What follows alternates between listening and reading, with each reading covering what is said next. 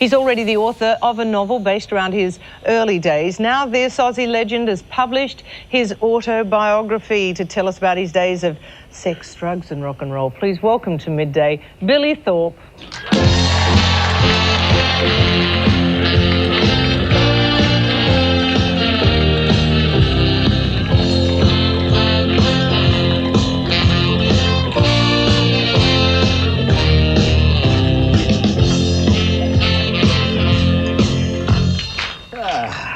Billy, welcome to Midday. Thank you. And here we go again. Most people I know think I'm crazy. Let's just look at the title of the book. I mean, you start here in a mental hospital in New York. That's where I'm going. I mean, you literally were crazy. You were in a mental hospital. Well, I wasn't there because I was crazy. I was. I mean, the book takes place in the medical intensive care section of Bellevue Hospital for the Criminally Insane in New York. How I got in there is what's crazy, is what's ridiculous. So you woke up there? With a broken arm, a heart monitor, and floor-to-ceiling steel bars with a 6-foot black guy with a pump-action shotgun, a guard, and two crazies chained to the opposite bed who were murderers.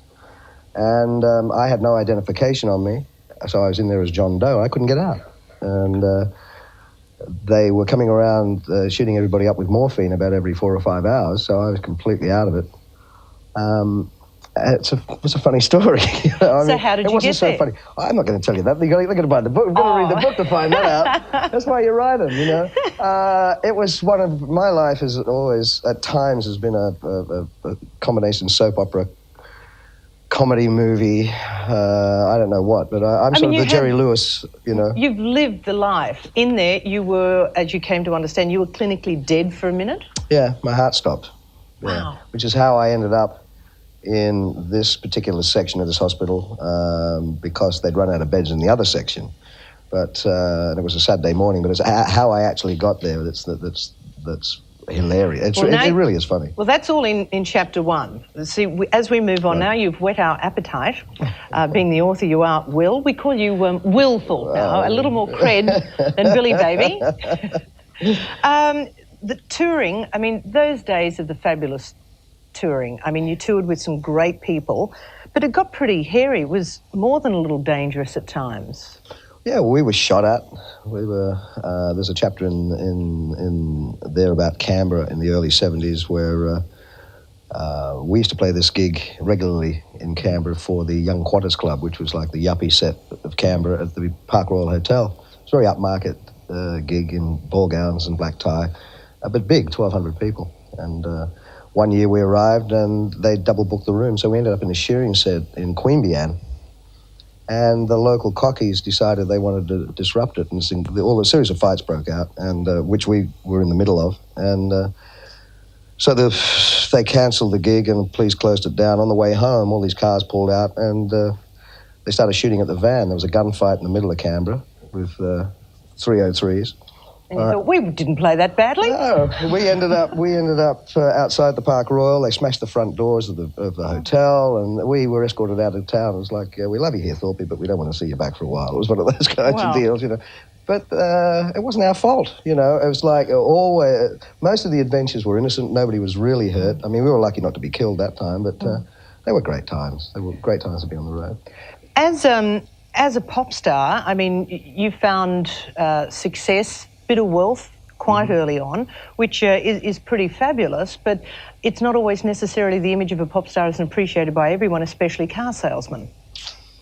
You're talking about the Aston Martin? Yeah. Yeah, well, when I left school in Brisbane, my headmaster at that time, I was doing television 3-4 nights a week and doing gigs when I was very young, right the way through primary school and into high school. And I was always late for school, and my parents were very supportive. He hated it. And anyway, the day I left to come to Sydney, which was about 3 weeks before meeting the Aztecs, I went to see him to tell him I'm leaving school, expecting a shake of the hand. He said, "Thorpe, you're an obdurate malingerer."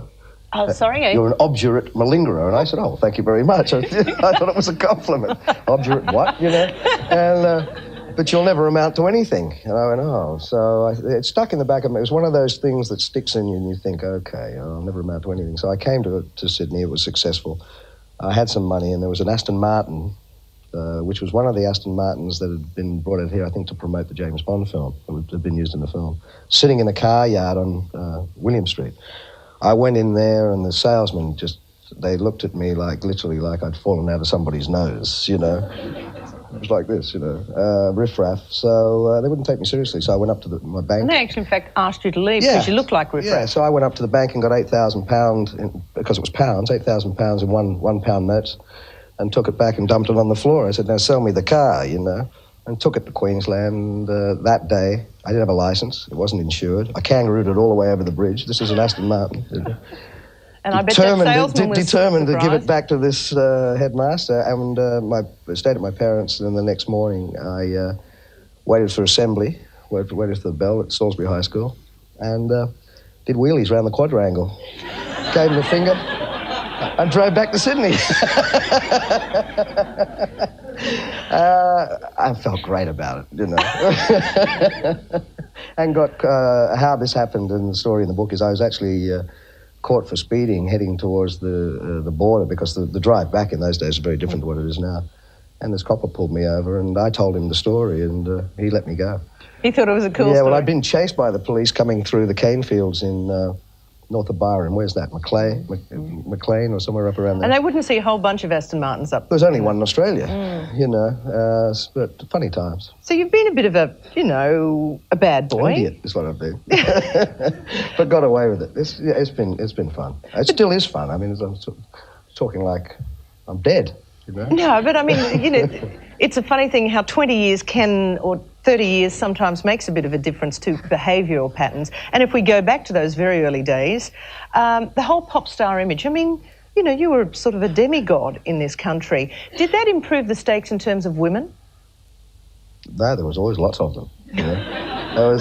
It was the days of pop stars, I mean, and how did women pop stars react and to a pop star? Well, they chased you everywhere. Well, they weren't women, they were girls, you know. I was, in my first book, Sex and Thugs and Rock and Roll, I was only 17, and they threw their undies at you. Were they on at the time? No, I mean, they were off at the time. That's what made it interesting. They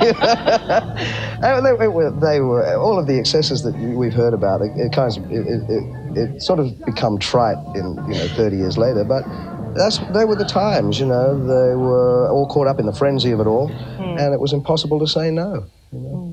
Impossible to say no. Impossible to say no. Can you imagine, ladies and gentlemen? It's impossible to say no. Have you spied out Princess Leia, by the way, up the top there? See, where's Princess Leia? Back second row. See with the boom. This is with the bagels on her head, don't they? Princess Bagel.